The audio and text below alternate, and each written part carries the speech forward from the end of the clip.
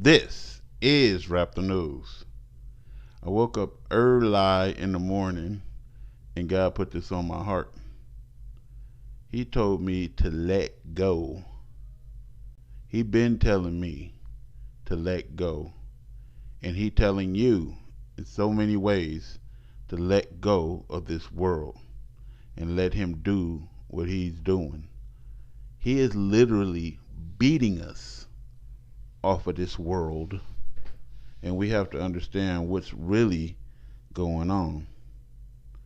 We're gonna go through verses that kind of like help us understand a little bit of what God is doing in this moment.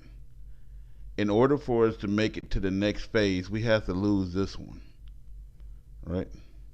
You have to let go of this body and everything that belongs to this world. You have to detach yourself right now. I didn't say commit suicide for people that's out there that's extreme. Matthew 16:25. Whoever wants to save his life has to lose it. You can't hold on to this world and hold on to God at the same time. You have to put your trust in the Most High. But whoever loses his life, sells this world, will find it. It's either you're going to sell your soul or you're going to sell this world. What are you selling your soul for? The goods of this world. So in return, you have to sell this world to get the goods of the next world. Some people are looking forward to being in Jerusalem. Why?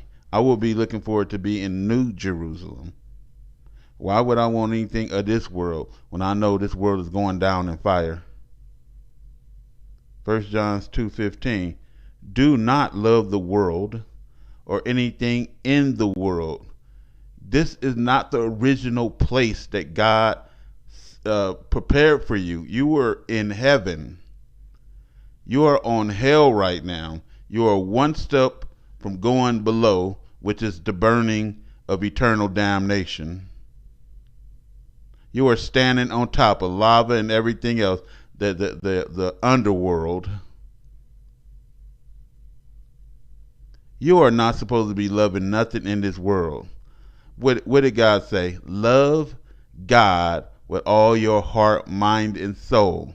That leaves room for nobody else. How do we love people then? We love them for the sake of the Most High God. We give to them for the sake of the Most High God. We cherish them and we nurture them for God's sake, His sake. So do not love the world or anything in the world. Love God with all your heart, mind, and soul. Romans 12:2. Do not be conformed to this world. Stop acting like these fools in this world. Stop trying to be cool. Stop wearing the name brand and all of this crap. Stop trying to show off for the next man who don't give a damn about you in the first damn place. I remember in school we always wore these name brand crap, and everybody has to have clean, straight, iron pressed clothes on, and to show off for the next man. Your hair had to be done. I mean, it was just a fucking fashion show, man. And everybody just copied off everybody. Everybody was conforming, and I had to ask the question as a child: why do we conform like this? Why do I have to wear these certain shoes and this certain shirt to be anybody of importance? What if I don't want to be important in this world? Why do I need their approval? I can't stand people who need that pat on the head, the approval of the next man to say, yeah, you cool. Who are you to tell me what I am and what I'm not? I don't need your pat on the head. James 4:4. Do you not know that the friendship with the world is enemies with God? Enmity, enemies to God. Because the world is what? Going to hell in a handbasket. The world is what? In the hands of the devil. Who is ruling the world? The wicked. How you going to be a part of that and don't go to hell? You made yourself an enemy trying to copy off the Oscars and trying to copy off the fame and the fortune and all that. You want man to give you a reward. Again, you die right now. What you gonna take to God? Your college degree? You gonna show God your PhD? You gonna show God your thing, and then he gonna look at it and be impressed? God ain't impressed with nothing in this world. Why are you?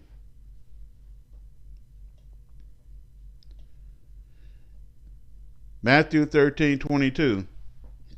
And before I say that, you know, I'm one who get bored with a lot of shit. I get bored with people. I get bored with things. I'm not easy. Like, you can't captivate my mind. The only thing has ever captivated my mind was God. Everything else is a fail. The only person who ain't never left me was God. The only person who never let me down was God. The only person who ever been sincere to me in my whole life was God. Ass whooping after ass whooping that he gave me, he said those ass whooping was coming, and his words is true. And then I had to stop experiencing the ass whooping side of life and get to the blessed side of life. I had to stop looking at God as the enemy and look at God as the friend. Look at God as the helper. Look at God as my salvation. Look at God as my power and my strength and my elevation.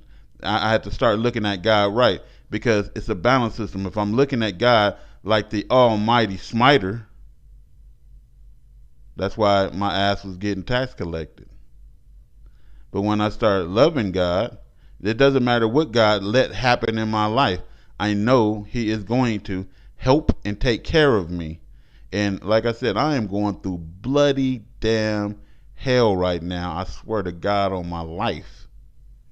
And I could give a fuck because I know I'm paying for my sins. We got to pay for them, folks. It's time to leave this damn garbage can. Who get that? The seed falling among the thorns refers to someone who hears this word. But the worries of this life and the deceitfulness of wealth choke the word right out of their ass. You're so worried about how you're going to pay your bills next. You're so worried about somebody going to drive by on you. You're so worried about this and so worried about, and these are the symptoms. You're so worried about the earthquake. You're so worried about somebody coming in and snatching you out and forcing a shot on you.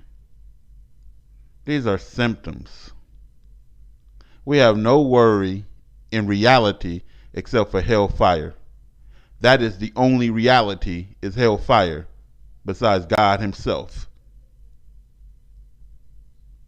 We need not worry about, and I said again, we need not worry about things in this life. Like the book says, don't fear the man who can kill your body. Fear the one who is able to kill the body and the soul in hell for eternity. That's who you fear. We got to stop fearing men.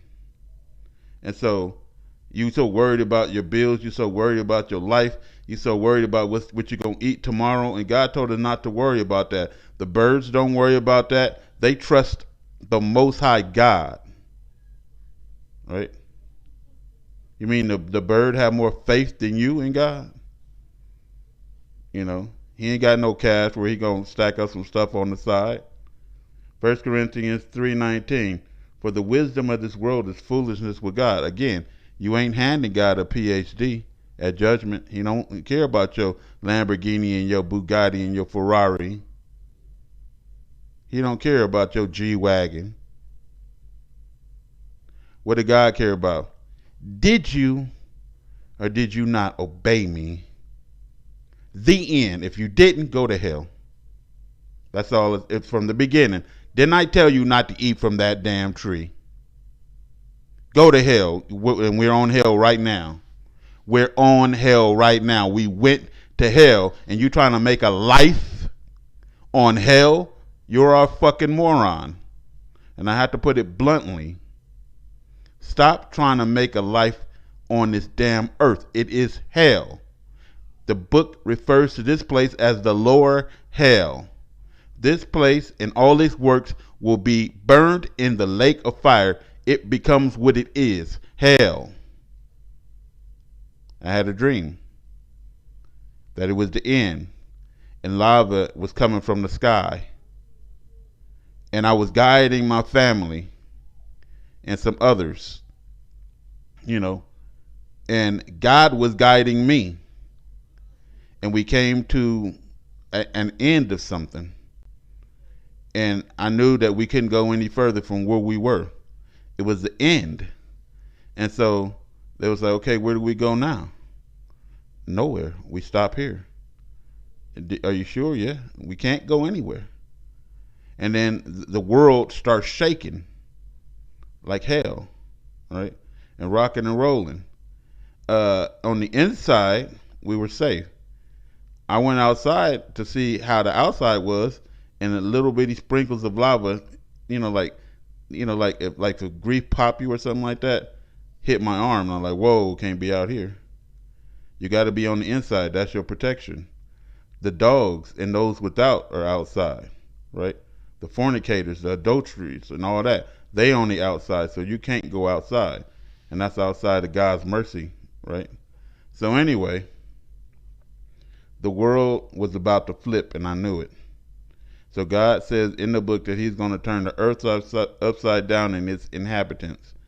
Before I read that, I had this dream that the world flipped, and I was like, everybody hold on. The world is about to flip, right? And so the world started to flip, to turn. And my baby fell. I told people this dream before. Out my wife's hand. My baby is grown now, but she fell out my wife's hand. And she was screaming, get the baby fell. And the baby is falling off of the world. Because the baby never had no attachment to the world. You got to understand what God is showing me. And then I was trying to hold on. My first thought was selfish. It was like, well, God did that. You know, God took the baby, and, you know, I can't get the baby or I'll die. And then my wife is still yelling, get the baby. I'm holding on to this concrete barrier, trying to hold on to this world. And then I just had a fuck it moment. Fuck it. And I dove off the world to save the baby. That's what God wants you to do. And I'm going to tell you what happened to finish the dream. The baby is falling, and I'm going down. There are people floating in the air. So this gravitational pull from this planet was, some people were floating, some people were falling, you know, at the same time. And the people who were floating, I was asking them, did you guys see a baby falling? And it was like, yeah, that way. And I put my arms together, you know, like they do in the movies, and your hands close to your side so you can fall faster. And I was falling fast, and then I saw the baby. And right before we hit whatever we was going to hit, I grabbed her, and I turned my body around in the air so that if we hit the ground, the impact, she would just go into me, right? So right before we hit the ground, it was this beautiful ocean and beautiful world. That was the New Jerusalem when we let go of that world. And my body floated upright with my daughter, and we landed in these warm living waters. And I was like, whoa. And I can look up and I see the earth up there, and I can see all the people still holding on, worried and scared. And we was down there in comfort.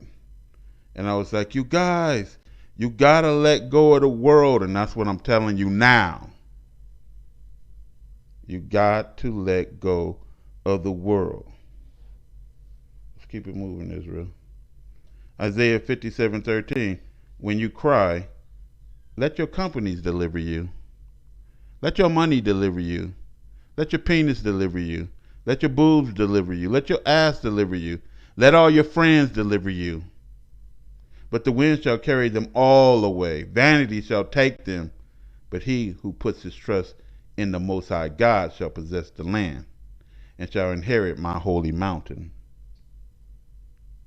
Just like God said, if you call on him, he ain't answering you in the last day if you didn't call on him in this life.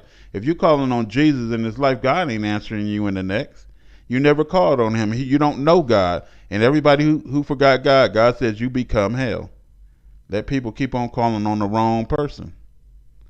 1 Timothy 6:7. For we brought nothing into this world, and it is certain we can carry nothing out. Let go of this world and the cares of this world and put all your trust right now on the Most High God. You have to let go of this world, this banking system, this whole thing, and just trust God. This is Rap the News.